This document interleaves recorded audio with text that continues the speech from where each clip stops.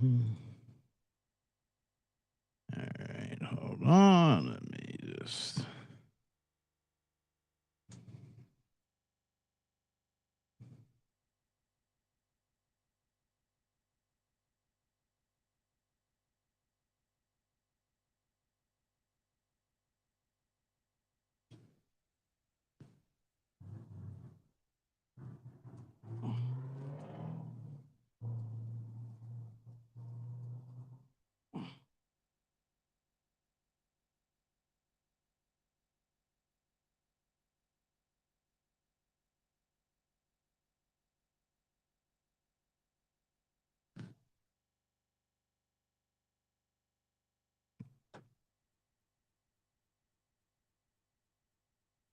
Okay, the Lady Cup and 3M Open Bomb edition of Bottom Line Bombs on the Sports Gambling Podcast Network is brought to you by our Patreon. Score exclusive perks and content available only to our patrons at sportsgamblingpodcast.com/Patreon. And with that, let me slash over the iPad to number 2 so I can hit the theme song for it.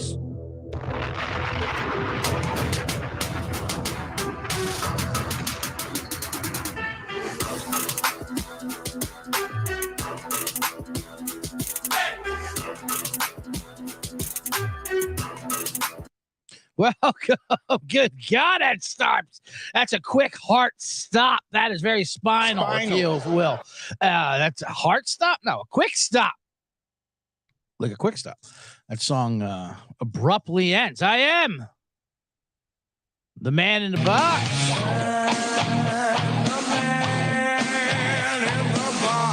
That's CJ Sullivan to you, coming to you on Wednesday, July, 26th? Good God, July's already over with? What are we doing with ourselves, degenerates? But that means football's coming up in August. So, yeah, it is at the end of July. Hot summer. Wednesday, coming to you 1 o'clock, an hour afterwards, pushed an hour back. Usually our noon start. But this weekend, up until the season, we're going to be pushing it back an hour to 1 o'clock Pacific. So the boys can get in their 2-a-days. They get their NFL team previews at 2-a-days. Each day they do 2 different teams and preview them up, and they do them during my slots. I get bounced around. But that's fine. I cut a promo video for it. If you did see my man in the box, I'll have another one coming out for you. What I do is I'll do a few for the network, and then I'll do some for my own, and then some spill over. And this one spilled over to both. I like with 2-a-days because what I liked about the NFL team previews that the boys do. And they do great. Make sure you subscribe to all the shows here in the Sports Gambling Podcast Network. They do great work up and down the ladder. Not as great as the CJ Sullivan does on the Bottom Line Bombs, the man in the box, of course, but. What was I saying? Oh, yeah, back to the football previews. Football will be coming up soon. This is the month, August, when growing up, I used to love, and this is what I put on the videos, the NFL team diaries. ESPN would put them out. NFL Films puts like a team diary for every team. You know, it recaps the last year and gets you ready real quick for the season coming up. The team diaries. And I just love watching them. No matter, I could watch any, it doesn't matter. Any team, random, whatever. Because they always made it look like you won the Super Bowl, no matter how terrible you were. You know, I was like, the Houston Texans might not have played, they're not had to played like a champion, but they had the heart of a champion. Half of the titles were heart of a champion. Every team had a heart of a champion. They didn't have the body or the mindset of a champion, but they had the heart. And that heart had a lot of failure to it. Heart failure. You knew you had a bad season if half your team diary was focused on the kicker too. You know, the kicker and punter. And they had a great kicking core. Shane Lecter net punt averaged 49.3 yards. Oh, okay. Well, that's not a good season. But they'd always make it very, very dramatic. That's what I loved about them. I recall once watching the Seattle Seahawks one. It was just a random like a 7-9 team, whatever. It didn't matter. And the narrator voice. It wasn't Vicenda, but it was like, they still have that the Vicenda knockoff voice. And he's like, he is like, there are three certainties in life: death, taxes, and positive yards when you run behind tackle Walter Jones. Which is true. I mean, my dad gave me that advice, I recall. He said, son, when you go out there, you're going to die. We all die. Get over it. The government's going to tax you for dying. So make sure you get that in order too. All right. We're going to fuck your family up.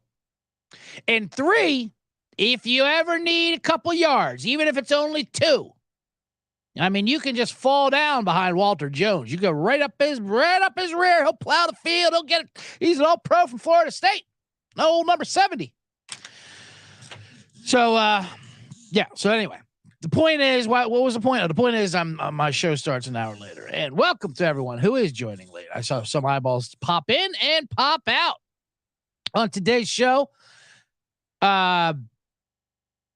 I've got some more Lady World Cup picks. That's fun. Let me see if I have a soccer theme song. You know what? I have an iPad, not an iPad.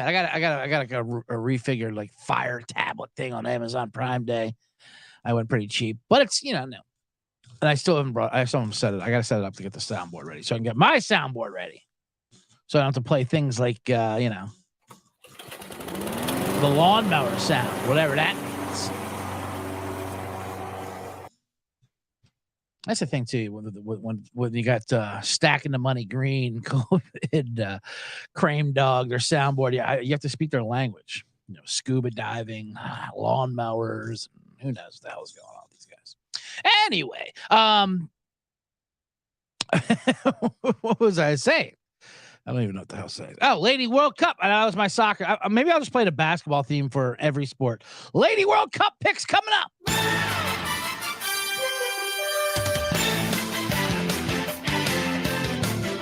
That should be the theme song for every sport. Also, I'm going to have some 3M Open golf bombs coming up.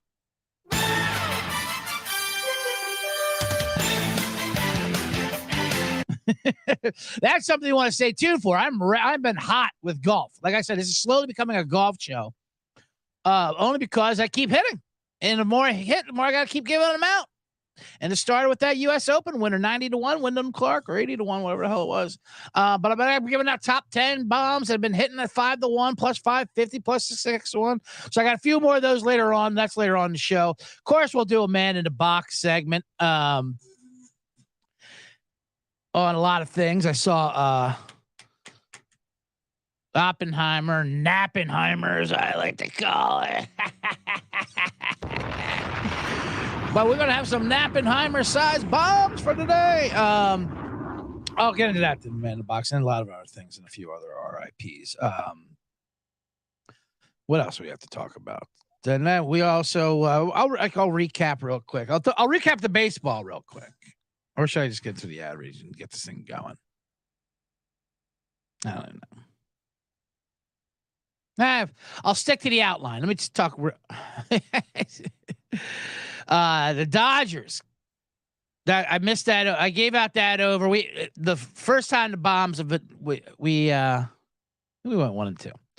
I gave out the over 9.5. Dodgers, Toronto on Monday. And we had the rare. I'll talk about it only because we had the rare good beat, bad beat, same game. The over shouldn't have hit. It was 3-2 in the 7th or 8th. It was 2-2, then it was 3-2, then it was 9.5, and then the 8th inning was 3-2, and then Muncy tied it up with a bomb. So it was 3-3. So then we got the extra innings. And extra innings now in baseball, it's like college football overtime. Like anything goes now. We can get points galore. You can tack on 40 when you get to that overtime. So once you get the baseball extra innings, it's like it's like a Bugs Bunny game. Runners running all over the place. They're putting ghost runners out there. Everyone scores. Everyone's running around. And then Toronto did it. They put up 3 in the top of the 10th, make it 6-3. And then they had to. So this is the good beat we got. So we had no business getting this over. but it still didn't come in yet. They had the bases loaded, nobody out. 3 straight fucking strikeouts and 1 pop-up. 2 strikeouts and pop-up. And so then we didn't get it. So then it was a bad beat within a good beat. The rare double beat. That's baseball, though. You really can't just count to bases loaded, nobody out. They'll get one in. Nope. Not in today's world. Not today's baseball. They don't give a shit about productive outs.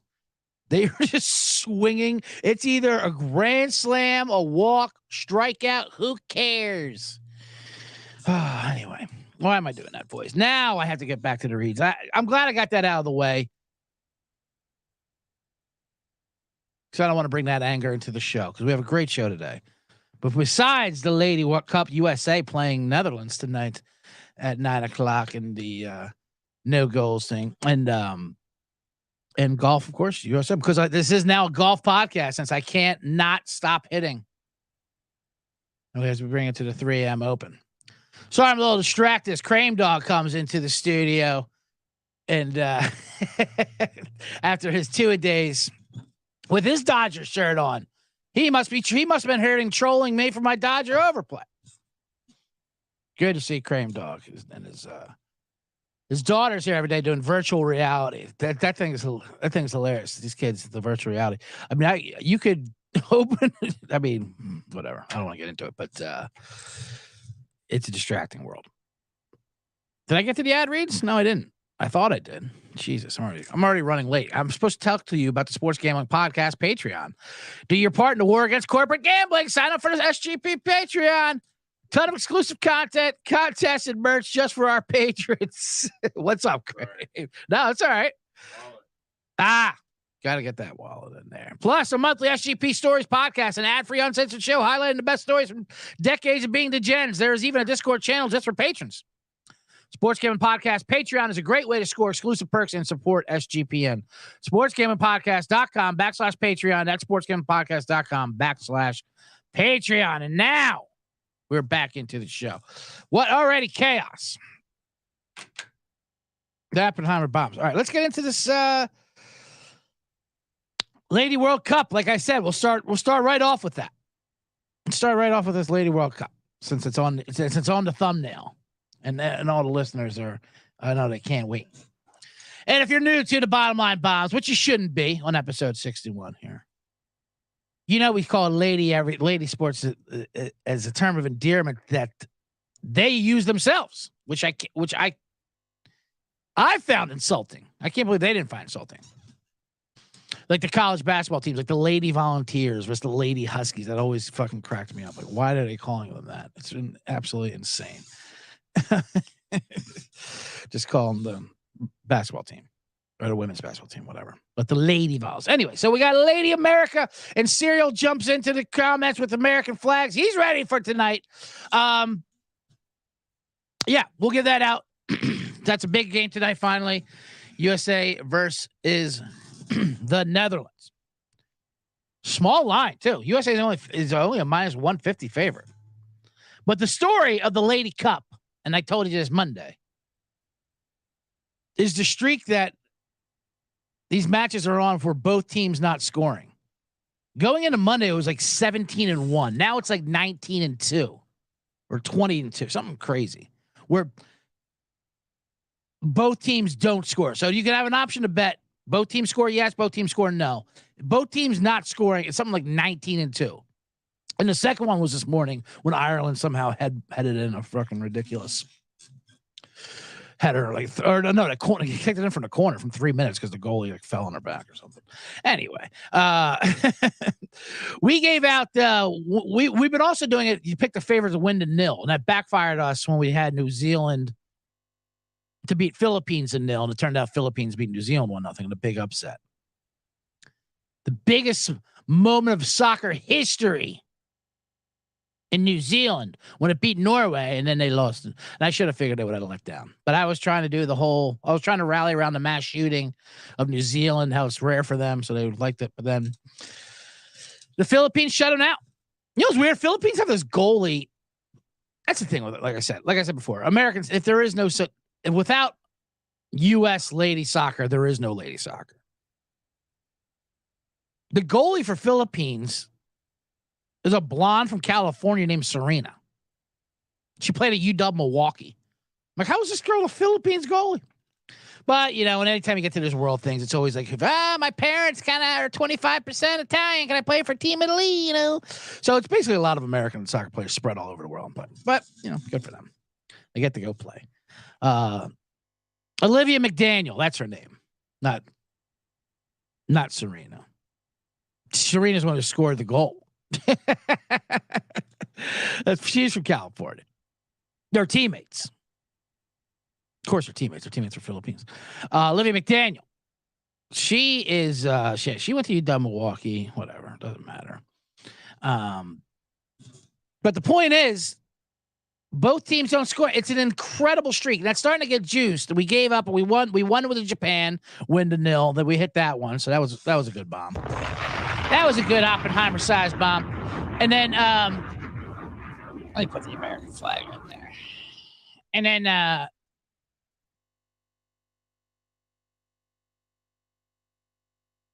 what we decided is why does this happen? Why does this keep it happening? Is it because it's bad soccer? And I said, no, I don't think it is. I think these ladies are very competitive. They're very competitive. But what happens is once things don't go their way, they decide, well, they're not interested in this game anymore. And they'd rather talk shit on you. That's what women do. So they're ready to play. And then as soon as the other team scores, they're like, fuck it. We don't want to play anymore. We just want to talk shit about you for trying so hard. We think you're a nerd. That's what these ladies do, fellas. They move the goalposts. I'm just kidding. Anyway, but the streak is incredible. So tonight we have both teams not to score is -150. USA's -150. And USA to nil +160. I mean, how do you not hit these? America's not the juggernaut they say that they used to be. I still think they're obviously still the best team in the world. Other teams are just getting slightly better. And the Netherlands' best player has been hurt, and that kind of really hurts. That hurts them. It's kind of like the WNBA where these players, they stick with their team for like 30 years because there's only like a certain amount to go around. Did you know in the WNBA, like they'll cut like the 6th player overall drafted? Can you imagine such a world? And they have like the 6th overall pick is because there's no room on the roster for them. There's like 3 stars. They only add like 3 workers a year. Anyway, so I don't know where I'm going with this. So let's talk about tonight's matchup. We're going to give out all 3 of those plays. We're going to give out, first of all, USA -150. I think they had a tune-up versus Vietnam. They did not look good. It was 3. They won 3-0. They were favored by 6. But, you don't want to rub it in Vietnam's face, especially after our history with that. So, next thing I have a whole Oppenheimer situation. So we're going to take USA -150. Bomb that. I think they come back and they get a big win tonight. They're going to want to flex out. They got a lot of younger superstars who are stepping up, and the Netherlands kind of have older injured. I've always liked I don't understand was it with Netherlands and Holland. Which is it? I don't like countries that have 2 completely different names. At least keep your names similar. Well, what are you? I guess we're America and the United States. But you can tell we write United States for our tax purposes, Maybe that's it. And then America is our fun name. Like the United Kingdom, if for the IRS, and then they call them Britain for fun. But Netherlands and Holland, that seems like two fun names. Anyway, both teams, but I also like my favorite play for the +160 is USA to win to 0. We're going to give that +160. We'll bomb that. And both teams not to score is also -150. We got to bomb that. How do you go against a streak that is 20-2?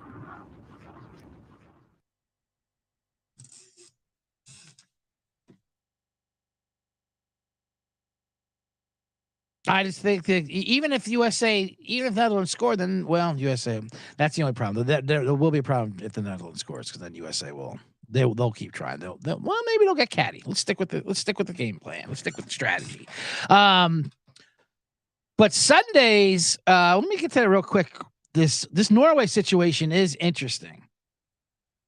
So Norway They might not make this the next round of the tournament, which would be pretty shocking for the ladies. They're like 12th in the world.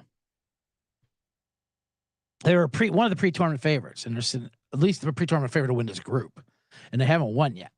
Let's see. They can advance only if they beat the Philippines, and they're favored by -2. So you get in the Philippines.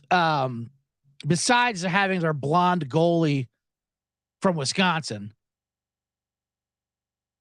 I think the Philippines just had their biggest moment in the soccer world when they beat New Zealand in New Zealand 1-0. So my favorite play actually is not USA tonight. We're giving that out, but it is Norway on Sunday, which will be at I think midnight Saturday. So if you're up if you're up after watching an SNL rerun, you can hit that. So that's one of my favorite play. Norway -2 versus the Philippines. Bomb that. You also have a Switzerland, New Zealand. Switzerland, you can get a plus money. That's tough. That's a tough one. They're playing at the same time because there's just certain situations. Switzerland can advance if they win or draw against New Zealand. New Zealand can advance with a win against Switzerland, or if New Zealand wins and the Philippines draw against Norway. That's not going to happen. New Zealand advances. But Norway, here's the thing with Norway. The only thing will be Philippines, but then their fate will be decided by goal differential if Switzerland also wins. And Switzerland's probably going to win. So this is why Norway -2 versus Philippines is getting very technical for ladies soccer. Is my favorite Lady Oppenheimer of the day. Bomb it! Switzerland, you can get a plus 115. I like that as well. But Norway -2, obviously, is what we're going to do. Anyway, all right. That's good for the lady soccer bombs. Thanks for sticking with me with that one. And oh man, there's so many stories I wanted to talk about today. Like I said, we'll have some. Those are my soccer bombs. I also have some golf 3M open bombs coming up after the second break. Now, and you want to stay tuned for those, since I'm just giving out nothing but Oppenheimer-sized bombs. Oppenheimer. I'll talk about that real quick. I saw Oppenheimer last night. I talked about it Monday about the box office thing and how everyone's excited about the box office. How you got to see it in the So I did. I saw it in the 70 millimeter IMAX, which the one Christopher Nolan demands you watch it in. And there's only 30 of those theaters across the country, and apparently 19 of them are in LA. No, but there's like 6 of them here or something like that because it's LA. That's what we do. That's the only thing we care about in our movies. But so they're packed. It's hard to get a ticket. I'm like, all right, I'll go see it in the way he wants us to see it, because you know what? He was right about it with Dunkirk. That was the thing. I saw Dunkirk years ago when it came out at the Chinese theater, IMAX, with the sound and all that, and it was insane. It was great. I had like PTSD coming out of it, you know? It was shaking. Like, I was like, you felt like you were in a war. You felt like they were dropping bombs on you and you were in the middle of a war. And then I saw a rewatch it like a year afterwards, like on a tablet or something, like on a plane. I'm like, who fucking greenlit this silent film piece of shit? It's like 2 different movies. So I'm like, all right, I'll see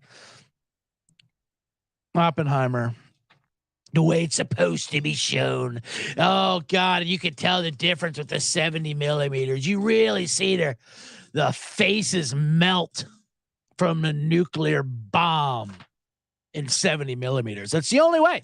It's the only way to see total annihilation. Nuclear annihilation is in 70 millimeter. So if you can catch that.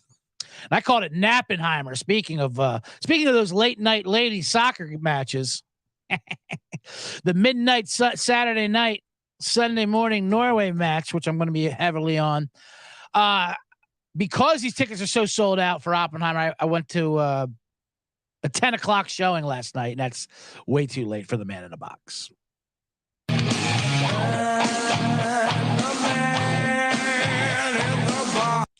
the man in the box office. Unless I'm doing a stand-up show on my own, I have no business being outside at all, anywhere at 10 o'clock. I'm not going to be alert for anything. I'm dead asleep middle of this, in and out of this movie. And this movie couldn't be louder, especially at this theater, the 70mm theater. I mean, it sounded like bombs were going off. It was crazy. It's good. I don't want to judge it on that, but once I coined the phrase Nappenheimer, that's it. That's what it's always going to be called to me. We're going to give it some Oppenheimer-sized bomb. I wish they gave some Oppenheimer. I should have got sponsored by those Oppenheimer bombs, you know? It's an ensemble cast. I woke up mid-movie. Like, what is that, Robert Downey Jr.? What the fuck's he doing here? Was he here the whole time? I'm asking people left and right. Yeah, it's amazing. There's still no. We just have to be on our phone. People were still on their phones last night watching that movie. Doesn't matter. 10 minutes into it, they're swiping, they're Shazamming, they're fucking. Imagine Shazamming. That's a movie. That's a Christopher Nolan movie. This is not a song. Oh, okay. Good to know. Yeah, I should. Oh, do I not have my thing on? Dear Lord, I'm sorry, guys. Now I know why. Now I know why people were tuning in and out. I'm looking at the numbers. People would pop in and pop out because I had a close up to my man in the box and not my widescreen with my thumbnail. My man and the lady soccer bombs. Oh, now I feel terrible that people are popping in. But thanks for sticking with me.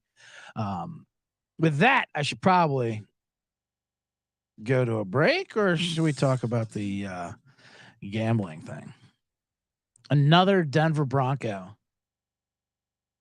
Not another Denver Bronco, but a Denver Bronco got suspended for gambling. Let me see what that is.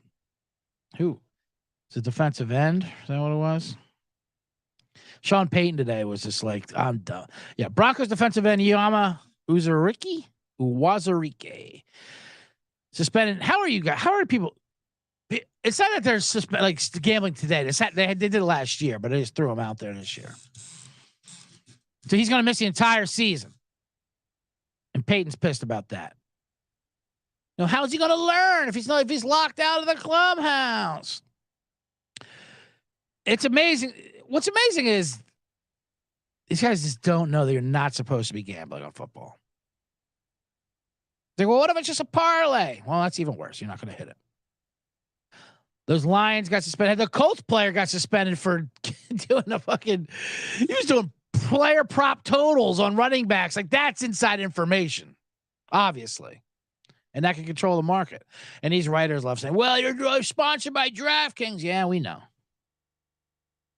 It's an easy lesson. Sean Payton did have the best way to describe it. He goes, listen, I tell my players, it's just like guns. You can't have a gun in the locker room. You can't bet in the locker room. You can't have a gun in the team hotel. You can't bet in the team hotel. You can't have a gun on a plane.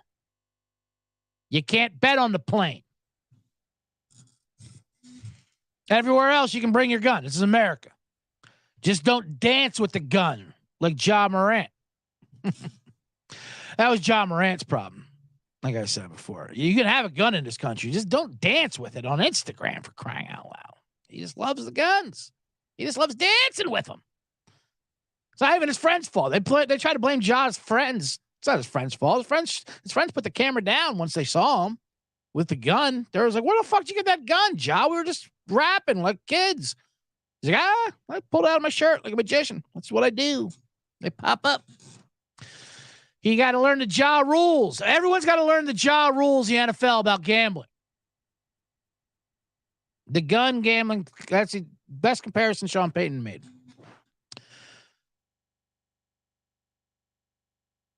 I've always said a Ja rule is he's got to be happy with the Ja Morant situation, that he's no longer the worst Ja. Even though he actually still is. Not even because of Firefest, but just because of that line of every thug needs a lady. That's a repeat from the Band in the Box. Anyway, I like to repeat some of my material because, like I said, it's just me losing my mind. Anyway, let's get to oh, good God, I gotta fucking Let me read some ads. I just saw a video of I just saw a box of me in the box, and that was frightening than anything more than Oppenheimer showed me. I don't know well, I'll talk about Oppenheimer later on the Man in the Box. Anyway, first we'll tell you about Underdog Fantasy. We're brought to you by Underdog Fantasy. NFL season is right around the corner. Underdog Pick'em is a great way to get down on a ton of NFL player props and is available in a ton of markets. Plus, plenty of opportunities to win their daily MLB contests. And, of course, make sure to enter Best Ball Mania 4, where first place gets $1 million. What? Who is sponsoring Underdog Fantasy? Are they Saudi backed, for crying out loud? That's amazing. Sign up. Get your $1 million. Head over to UnderdogFantasy.com and use promo code SGPN for 100% deposit up to $100. It's UnderdogFantasy.com, promo code SGPN. And thank you, everyone, for watching live on YouTube. Make sure to smash the subscribe button and hit the like button. Like I said, even if you don't hit the like button, thank you just for watching and subscribing and reviewing. But while you're there, you might as well do it. It helps, I think. That's what they tell me. Who fucking knows with the algorithms? We're back. In the bottom line, Bobs. I have CJ Sullivan, the man in the box, hitting bombs. Those are live ad reads I do. That's why I say we're back, because when you hear it in the podcast, well, now I'm bringing you behind the curtain. The Wizard, and that's what I am, the Wizard of Oz. All right, let's get into some golf.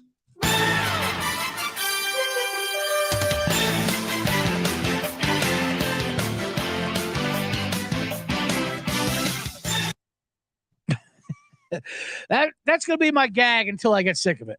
That theme song, which is the best theme song ever for a sport or a broadcast for every sport there is. Let's get into some curling.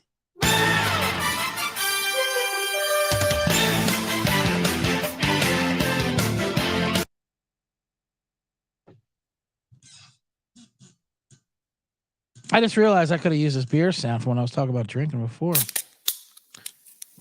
But no, let's talk about the 3M Open, which is happening in Minnesota. Last week was the British Open. So you have a chance. So some of these people in the British Open are still playing. They're coming over and playing, not taking a week off. Usually, and that's because they need to get some points together for the FedEx playoff points. They got to get the seasons in. So they're kind of scrambling, you know what I mean? They're jamming in their sessions. They're like cops with their quotas. They got to get their fucking tickets up before the end of the month. So they're trying to just qualify. So you have a tournament in beautiful Minneapolis. So there's water. You know, there's gonna be water on every hole. I've golfed in Minnesota before. It's beautiful. There's water. There's literally, because there's 10,000 lakes, as we talked about before. The LA Lakers comes from Minnesota. There you have the lakes. It's beautiful lakes. And there are 10,000 lakes. I counted every one of them. So they come into equation for every hole. So there's going to be a lot of birdies, but there's going to be a lot of bogeys. It's not like the random birdie fest, which is 28 under, no one ever bogeys. There will be bogeys, so it's going to be fun. So I'm going to give out, I've been hot with the golf. So this is what you've been waiting for. I like telling you what you've been waiting for. And then we're going to get into a couple special RIPs. I'm going to give out two winners, two guys to win in long shot in the top 10. That's what we would do, because we've been hitting top 10s and we've been hitting some outright. So I'm just going to keep it 3 and one matchup. One big matchup. That's what we're going to do. So we're going to give out 4 golf bombs. So you want players that were not in the British Open, or you want ones that are coming in trying to, with a lot of thing you hear is you're back against the wall. Let me go with that matchup real quick, because that's a lot of people are talking about is Justin Thomas. Justin Thomas is a disaster right now. He's playing terrible. I mean, he's just even if he finds some shots like his putties, but everything's bad about him. So he might not make the Ryder Cup. Then you hear people complain how they want to make the Ryder Cup too. Well, I have a history. If I think If loyalty means anything, it's just weird. Golfers begging golfers to let them golf. But one of the big bombs I'm going to live this week is Hideki Matsui.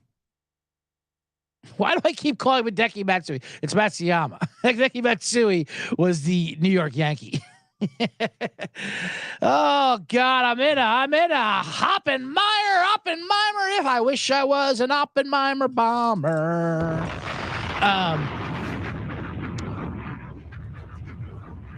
Matsuyama -1.5 over Justin Thomas -120. We're gonna give that bomb. And the reason why this line is small is because it's Justin Thomas back against wall. He's Justin Thomas. He's got a lot of time. I love Justin Thomas, but he's in a bad way. And he just needs this season to be over with. So you can rally, you can chase all you want, JT. It's just not going to happen. So we're going to hammer Hideki, not Matsui, but Matsuyama. Who was the one Steinbrenner called the fat toad? Oh, that was Hideki Arabu. Anyway. So we're going to give out that bomb. And now, two players we're going to put out to win, and also their top 10 and a long shot. We'll give out that. We're going to give out Sung J M. Speaking of which, he's at 17-1. Bomb him. And +180 top 10. Bomb that. Love Sung J M. You got to be big off the tee. He's also big. His irons are great. He's the Asian Justin Thomas, if you ask me. They both have amazing irons, and they can do any shot. Any shot in the bag. The Asian Justin Thomas. So it's not something he wants on his bio. But he's coming into form, and I like his chances a lot. 18-1 or 17-1 is not the greatest odds, but there's a reason because of this field. The other one, the second one I like, and this one's a 35-1, and it was 50-1. So steam is coming in on my 3M open bomber. Give it Gary Woodland. 35-1 plus a top 10 at +400. Bomb it, Woodland.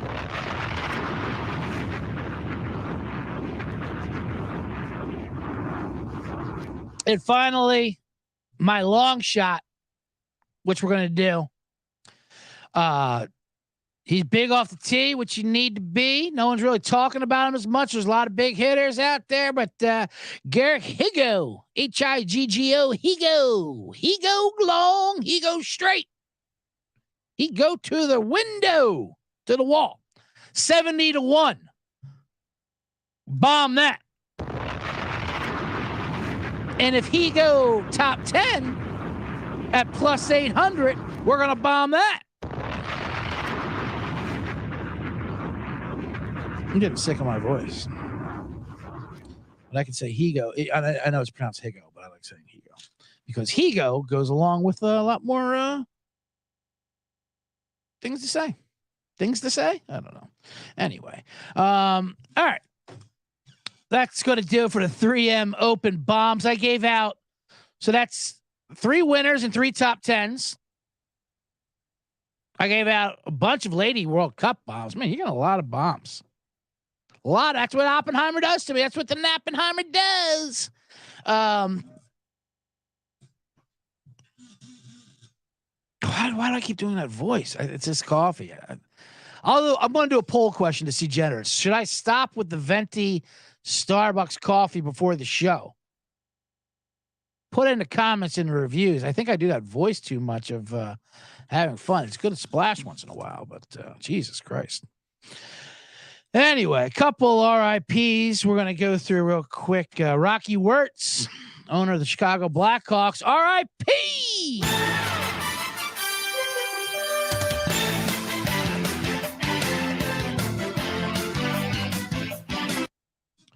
Imagine. You played that at TV. Someone said, I saw that on Twitter or something. Someone made a playlist for her funeral, like for their sister, but then like they also had at the end of it their regular song. So they're like Hollaback Girl was playing as they're moving the casket of the daughter. Anyway, so yeah, Rocky Wirtz, the owner of the Blackhawks.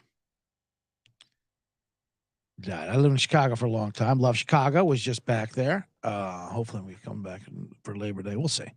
Did great shows. But I was there in Chicago during the Blackhawks heyday. The Patrick Kane and that's the most annoying fucking song in the world. But I mean, it was nuts. And Rocky Wirtz is credit for that. He saved that team. He also ruined the team too. He's got a weird legacy, Rocky Wirtz. He's known for rescuing the Blackhawks team because they were a dead organization. He's the son. His dad owned the team. And he had the old archaic policy of not playing the Blackhawk games on TVs unless it was a sellout. The old, if you want to see them play, you have to come see, you have to buy a ticket and watch it live. That's how you got to get money. And his son, who was also born in the 19th century, 20th century, was like, yeah, Dad, actually, TV's kind of a good thing. It works as promotion. It's free advertising. So the more people see it, they're going to want to come to the game. So he made the ingenious idea of putting the Blackhawks on TV like in 1995. It was something very recent. Let me Google that real quick. When did Blackhawks get on TV? When did it become a TV? There's no way. 2007? Is that what it is? No, 94, 95, right. Hawk Vision was the only broadcast for a short time ending at the 94-95 season. Regular, here it is.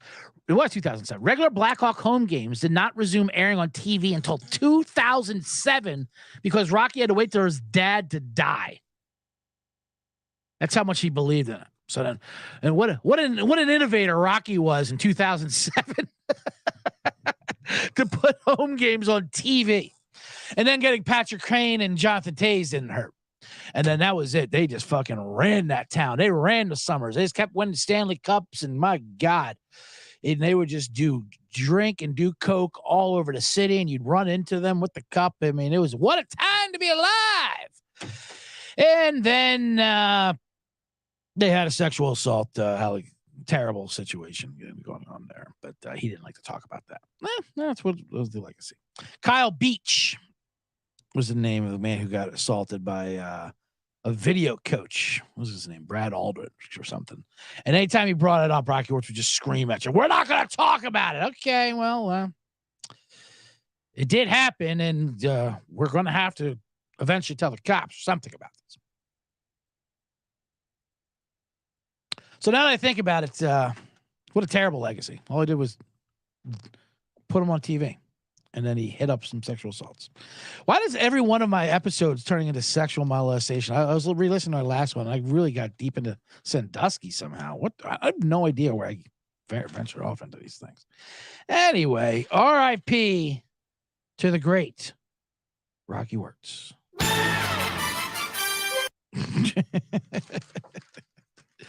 Now I want to bring it into the box. Let's bring the man in the box.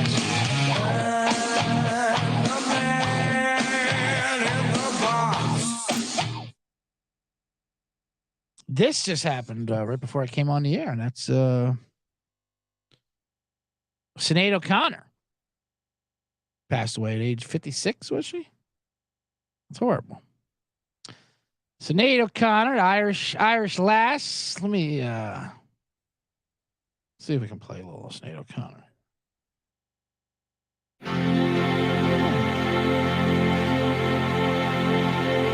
I'll give her I won't give her the NBA theme disrespect. It's been 7 hours and 50 days since you took your love away.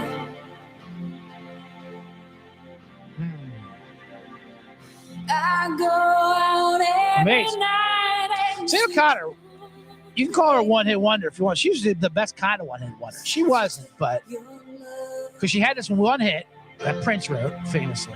Amazing. It's amazing debut. Since you've been gone, I can do whatever and then she just went fucking batshit crazy. Not she went. She probably always was, but in a good way.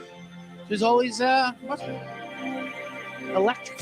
I eat my dinner in a fancy restaurant,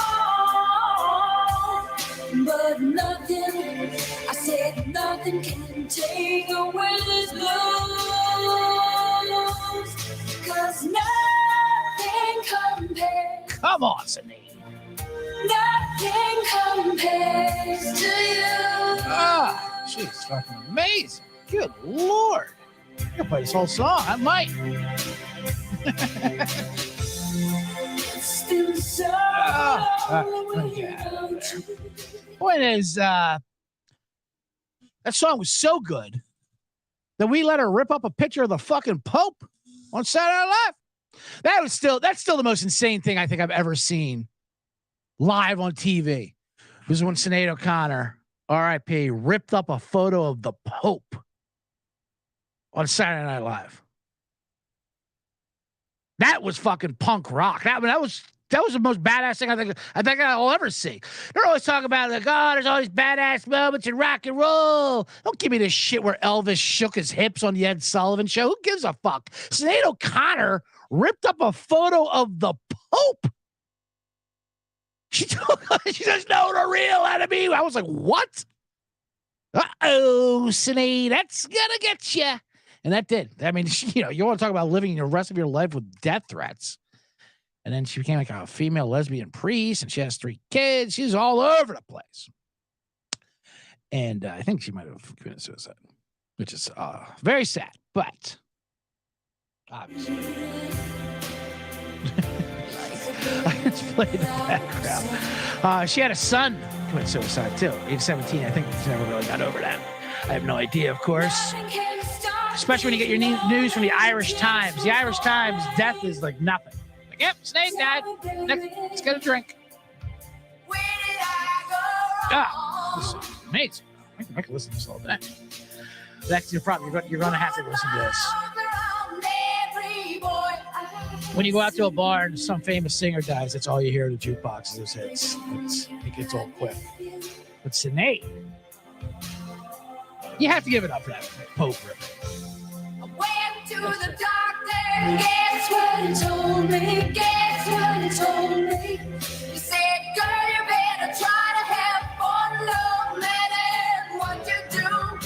Well, he's a fool, 'cause nothing compares. Nothing compares to you. Good God, that's so fucking good. Shout out to Prince for writing that too. But yeah, like I love when I said, what was the other one? Elvis Costello, playing whatever fucking song that was banned, and that got a ban. Who cares? That's nothing. Try ripping up a photo of Catholicism. When he did that, I remember being a teenager. When she did that, I mean, ripping up, but no, the real enemy, read the punch. I'm like, what? What is she talking about? Whatever it is, I'm scared. She's a feisty little Irish lass.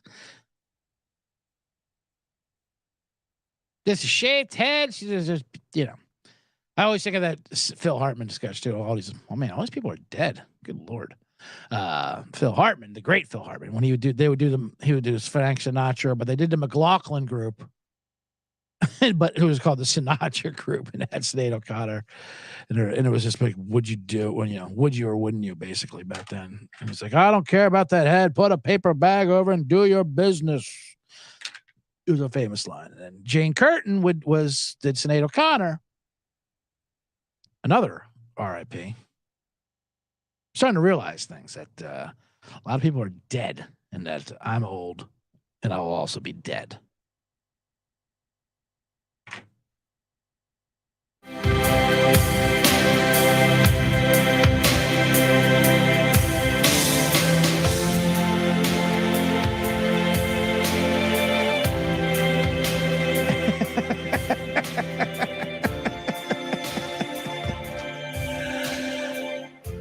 So you tune in for our show. You get great gambling bombs about Women's World Cup and a life philosophy that it comes back around. Like my dad said, there are 3 certainties in life: death, Sinead taxes and positive yards when you run behind tackle Walter Flowers Jones. that you planted, mama, in the backyard. All night in winter rain.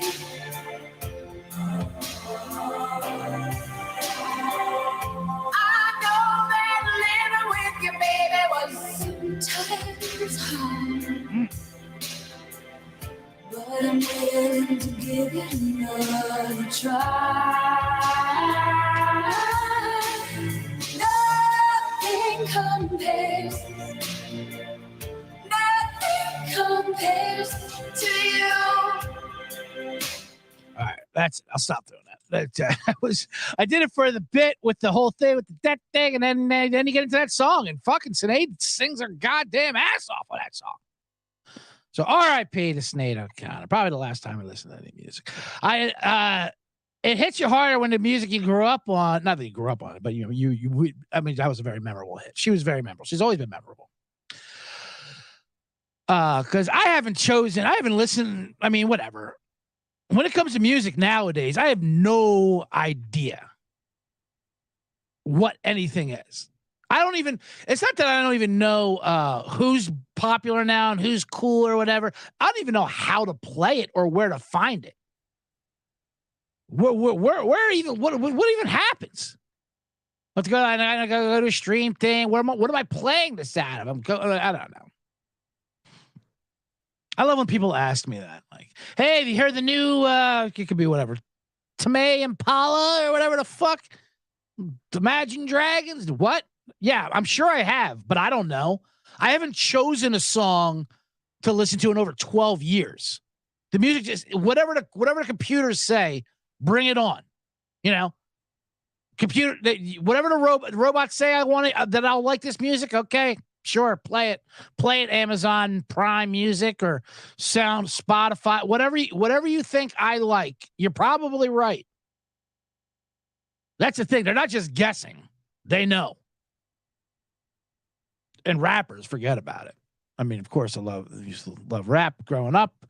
It didn't, but now the names of these fucking, I don't know who the fuck these kids are. Babytron and Larry June. Hey, did you hear the new Larry June? What? Is that Larry June? Is that a sounds like a TV show in Australia? Babytron. How's it going? They used to be all the Lils, now they're babies and juniors. So no, maybe I have. I don't know. Play it. Sure. Somebody's playing for me. Like I said, I haven't been like, hey, I'm going to play this and seek this out. Movies, TV shows, whatever the robots say, the less decisions, the better for me.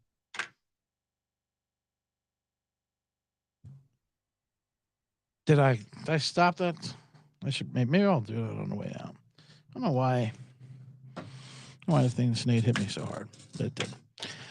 Tame and Paul, I couldn't even by the way, I couldn't even Google. I couldn't even fucking. I just tried to think of a popular indie band, and I came up with Imagine Dragons second. I was done after Tame Impala, and then I went Imagine Dragons, which is probably like the biggest band in the world right now. That's a little I know. And how hip your man in the box is. Hell, Allison changed by the last time.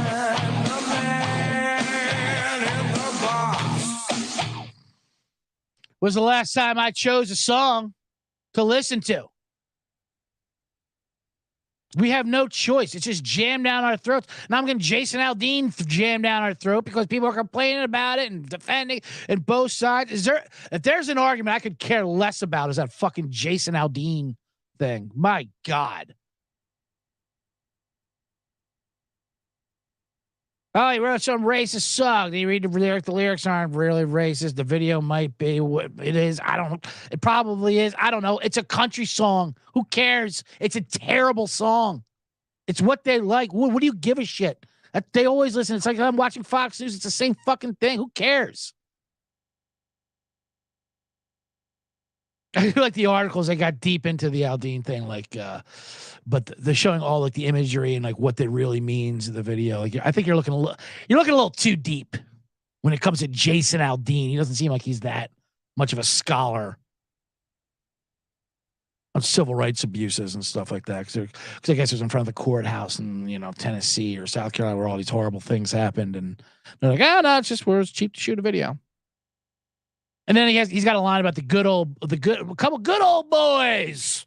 We'll take care of that if you try that in a small town. And then they're like, well, there was a good old boys political party that would do government's bidding and do lynchings underground, and that's what he's referring to in the 1800s. Yeah. Do you think Jason Aldeen knows that? Or do you think he's a fan of Dukes of Hazzard? Because it's also in the Dukes of Hazzard theme song, Good Old Boys. I'm going to guess that one. When it comes to fucking Jason Aldeen, who's got a rock and talk, surf and turf, barbecue and brew place in Nashville. I tell you what, Aldeen, rip up a picture of the Pope. Try that in a small town, a big town. That's fucking balls. Sinead O'Connor had more balls than anybody in country music, anyone in rap combined. People don't understand what ripping up a photo of the Pope did to her. I mean, talking about having everyone want to kill you. My God. I'm scared, still thinking about it. Anyway, that's going to do it for today's Man in the Box.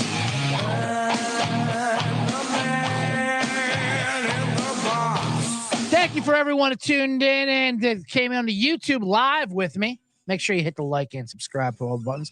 And of course, if you're listening to the podcast, anywhere pods are told, give a 5-star review or something like that. I am just here by myself in the box trying to fucking get through this with the most tasteless and carbs and maybe give out some picks and winners.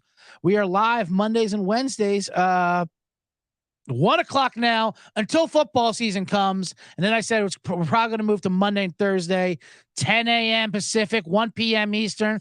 As we crank out more for football, I'm going to join the likes of Picks Dundee for college football. Follow me on Instagram. CJ Sullivan was taken. You'll see some Man in the Box videos there. I'm definitely going to cut some Sinead O'Connor promo videos. All right, I'm going to outro as I play the entire song. Now I'm sure there's some copyrights. Well, come get them. She's not going to sue me now. She's dead. After all that, yeah, that's pretty much going to do it. I'll see you again Monday, and I'll give some health updates, and we're going to be out of here. So.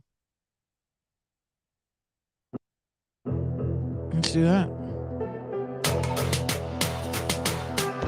Oppenheimer. I wish I was a Oppenheimer. All right, peace and